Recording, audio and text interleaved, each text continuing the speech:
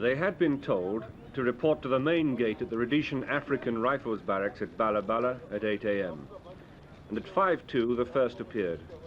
And within 10 minutes over 200 of them were queuing up in single file and in silence to join the Rhodesian army. 200 recruits, a normal Monday intake, with the numbers slowly rising. At the gates, the guards made the first among many inspections. The doctors and intelligence officers' screening would come later.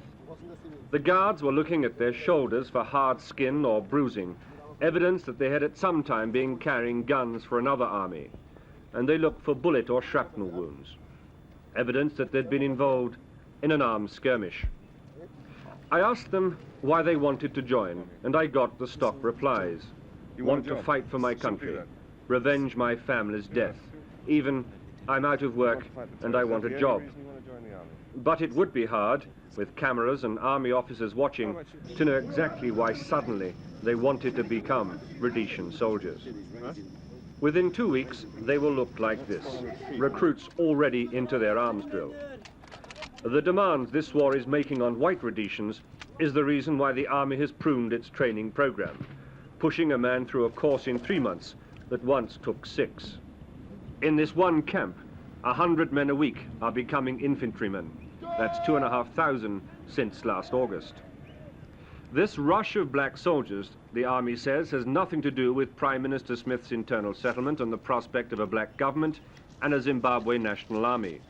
It's simply, they say, a question of availability. There just aren't enough whites to cope anymore.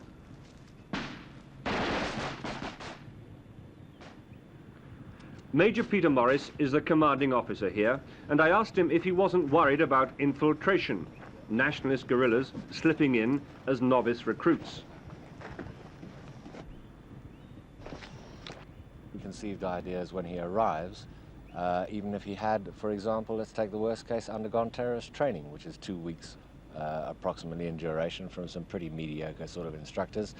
It doesn't take him long while he's here, A, to find out fairly quickly that the caliber of instructor is fairly fierce and very much superior to anything that he would have got outside of Rhodesia. And after a while, he becomes regimentally involved, and he sees that the force that, should he decide to leave and go back and join the terrorist groups, would be something to cope with. And I think he probably changes his mind fairly rapidly. By most accounts, in and out of this country, this army is one of the most professional in Africa. And as it is already a majority black army, it must be an encouraging factor to the black nationalist politicians now negotiating with Mr. Smith on the country's future.